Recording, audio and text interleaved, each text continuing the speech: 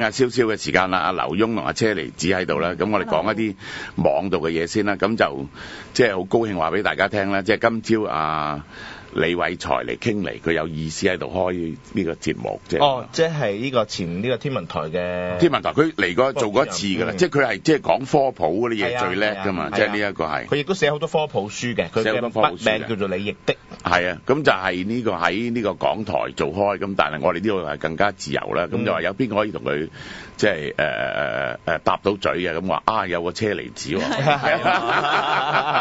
易的我都睇過佢一本書，佢話佢個名我即係第一次接觸滴呢樣嘢係因為個名 entropy 啊嘛，係啊，原來 entropy 咁解咯。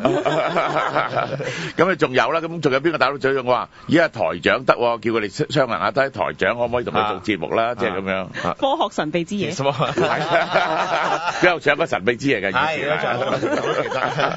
咁 OK 喎，OK 喎，多人聽㗎。係啊，即係雖然可能唔係咁多人聽，但係呢啲好有知識性。係，即係咁樣。唔係，我諗都係慢慢我想輕鬆翻少少，即係唔好純粹講科學，又講翻你最近嘅人生啊，或者對香港問題嘅睇法啦，即係帶翻輕鬆啲，同佢講講個方面。咁我哋當然係非常之即係歡迎啦。歡迎係，即係有份量嘅主持，我哋幾